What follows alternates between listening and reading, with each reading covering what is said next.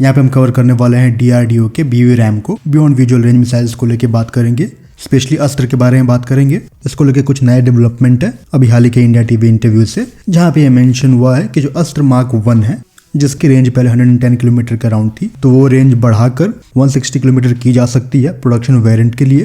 तो स्पेशली हम इसके बारे में बात करेंगे कि बिना डायमेंशन चेंज किए या फिर कोई भी फिजिकल फॉर्म चेंज किए जो रेंज है वो कैसे बढ़ रही है। अस्त्र मार्क 1 को लेकर हम सभी जानते हैं कि जो इंटीग्रेशन है LCA तेजस पे वो हो चुके हैं। LCA मार्क 1 पे भी जो इंटीग्रेशन है वो हो चुका है, और लास्ट टेस्ट के टाइम पे LCA ने एक टारगेट को 140 किलोमीटर पर डिटेक्ट किया था, और जो उसके बाद ट्रैकिंग है वो शुरू कर दी थी। और जैसे ही जो फाइटर जेट है वो रेंज में आया अस्त्र मार्क 1 के, तो उसको डिस्ट्रॉय किया गया 110 किलोमीटर पे। तो जो इंटीग्रेशन है LCA के नए वेरिएंट पे अस्त्र मार्क 1 का वो हो चुका है। अस्त्र मार्क 2 की बात करेंगे तो जो इसके इंटीग्रेशन है 230 MKI पे वो ऑलरेडी हो चुके थे। कुछ जो फ्लाइट ट्रायल है वो कंप्लीट हुए थे, और जो इसके इंटीग्रेशन है LCA तेजस मार्क 1 पे वो भी किए जा रहे हैं। उम्मीद यह है कि इस साल के अंत तक जो इंडक्शन है अस्त्र मार्क 2 का वो हो जाएगा। अस्त्र मार्क 2 की यहाँ पे जो रेंज है इनिशियली 160 के अराउंड प्लान की गई थी, फिर जो रेंज है वो 200 किलोमीटर तक बताई गई थी, लेकिन उस रेंज को एक्सटेंड करके तकरीबन 240 तक ले जाया जाएगा। सो एक नया डेवलपमेंट है जहाँ पे जो रेंज है अस्त्र मार्क 2 की वो 240 किलोमीटर प्लस होने जा रही है।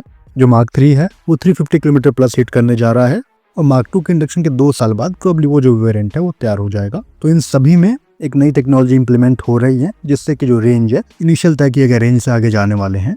तो किसी भी इस तरह के सिस्टम के रेंज बढ़ाने के लिए कई सारे जो तरीके हैं वो अपनाए जा सकते हैं। जो पहला तरीका होता है वो प्रोपल्शन को ऑप्टिमाइज करना हो सकता है, मतलब जो प्रोपेलेंट है उसमें आप नई टेक्नोलॉजी ला रहे हो, जो मोटर के ग्रेन्स है, ज्योमेट्री है वो चेंज कर रहे हो, या फिर जो प्रोपेलेंट की एनर्जी है, हायर एनर्जी, उस तरह के मटेरियल का आप इस्तेमाल कर रहे हो। तो ये एक इंपॉर्टेंट तरीका है। जो सेकंड तरीका है वो वेट को रिड्यूस करके हो सकता है। जो मिसाइल का वेट है वो आप रिड्यूस कर दो, लाइटर मटेरियल का इस्तेमाल करो स्ट्रक्चर्स में, या जो वॉरहेड है उसके इम्पैक्ट को बढ़ा दो, जिससे कि वही रिजल्ट आपको मिले कम वॉरहेड में। तो वो चीज चुना जा सकता है। और जो तीसरा तरीका होता है वो जो आपकी फ्लाइट पाथ है, प्रोफाइल है, उसको ऑप्टिमाइज कर लो, उसकी एफिशिएंसी बढ़ा लो, और यहीं पे जो इस्तेमाल है एरोडायनामिक का, गाइडेंस का, वो आप सही से कर पाओ। तो ये तरीके चुने जा सकते हैं। लेकिन अगर हम LCA के केस में देखते हैं तो किसी तरह से जो फॉर्म फैक्टर है, चाहे वो डायमीटर या फिर लेंथ हो, वो चेंज नहीं हो रही है, क्योंकि अगर आप वो चीज चेंज करते हो तो जो COG है वो आपको बैलेंस करना पड़ेगा। यहाँ पे मोस्ट प्रोबेबली जो नए प्रोपेलेंट है उसमें DRDO को ब्रेक थ्रू मिले हैं, और जो कहने के स्पेसिफिक इम्पल्स है, हायर स्पेसिफिक इम्पल्स है, वो यहाँ पे बढ़ाया जा रहा है। मतलब जो प्रोपेलेंट है वो हायर एनर्जी वाले हैं, कंपोजिट प्रोपेलेंट होंगे, जिनकी जो बर्न एफिशिएंसी होगी वो सुपीरियर होगी। और जब इस तरह की चीज़ों को अचीव करते हो तो जो टोटल इम्पल्स है वो आपको ज़्यादा मिलता है बिना मिसाइल के साइज को बढ़ाए। इसमें कई जगहों पे जो ग्रेन ज्योमेट्री है, बर्न प्रोफाइल है, उसमें भी नए तरीके हो सकते हैं। एक जो पॉसिबिलिटी है वेट रिडक्शन का, वो भी यहाँ पे हो सकता है, उसका भी कॉम्बिनेशन यहाँ पे हो सकता है। और जो अगली पॉसिबिलिटी है इसके फ्लाइट पाथ को लेके, उसका जो ऑप्टिमाइजेशन है एक डिजायर्ड रिजल्ट के लिए, वो भी यहाँ पे हो सकता है कि जो AI का इंटीग्रेशन है उसकी वजह से जो ट्रेजेक्ट्री है, पाथ है, वो आपने ऑप्टिमाइज किया हो। जो लॉफ्टी ट्रेजेक्ट्री है वो आपको एडिशनल रेंज देती है, क्योंकि उस तरह की ट्रेजेक्ट्री के लिए आप हायर ऑल्टीट्यूड पर ट्रैवल करते हो, जहाँ पे एयर थिन होती है, ड्रैग कम होगा, तो जो एडिशनल रेंज है वो मिलती है। और इसके लिए भी जो ऑटो पायलट एल्गोरिथम है वो अपने नए डाले होंगे, AI ड्रिवन डाले होंगे। यहाँ पर AI का इस्तेमाल है वो आप मिड कोर्स गाइडेंस के एड में कर सकते हो, ताकि जो एडिशनल काइनेमेटिक रीच है वो आप प्राप्त कर पाओ। तो यहाँ पे कहा जा सकता है कि जो AI का इस्तेमाल है एक एनर्जी एफिशिएंट पाथ को एप्लीकेशन में लाने के लिए इस्तेमाल हो सकता है, तो वो एक पॉसिबिलिटी है। लेकिन मोस्ट प्रोबेबली एक प्रोपेलेंट के रूप में जो ब्रेक थ्रू है वो DRDO को मिला है।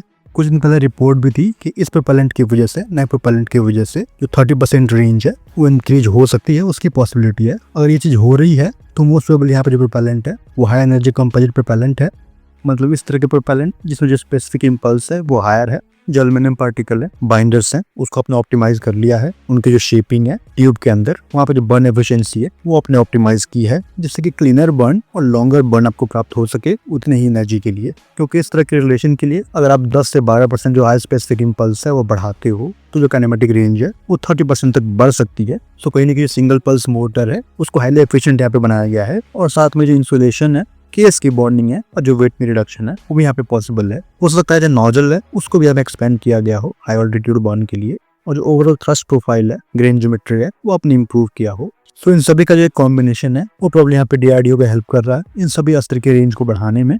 अस्त्र मार्क 1 की रेंज के बढ़ जाने के बाद ये प्रोडक्शन में जल्द से जल्द जाएगा, और जो मार्क 2 के इंडक्शन है वो इस साल के अंत तक हो जाएंगे। और इन दोनों का जो कॉम्बिनेशन है वो LCA तेजस को भी एक एज देगा, क्योंकि हम सभी जानते हैं कि IAF की इन्वेंट्री में सबसे जो लोअर आर्सेस का एयरक्राफ्ट है वो LCA है, और जो अगर उसके क्लॉ हैं, पंजे हैं, वो इतने बड़े हो जाते हैं, BVRAM इतने कैपेबल हो जाते हैं, तो एनिमी के लिए वो एक सीरियस थ्रेट बन सकता है, क्योंकि अगर टारगेट है वो अगर कोई और एयरक्राफ्ट लॉक करता है तो वो शेयर कर सकता है LCA के साथ एक लंबी दूरी के लिए, और जो LCA का RCS है वो छोटे होने की वजह से टारगेट को आसानी से एलिमिनेट कर पाएगा इससे पहले कि एनिमी उसको लॉक करे। सो ये क्रूशियल पॉइंट रहेगा जो कि LCA जैसे एयरक्राफ्ट को, लाइट कॉम्बैट एयरक्राफ्ट को एज देने जा रहा है। फिलहाल इस वीडियो में इतना ही।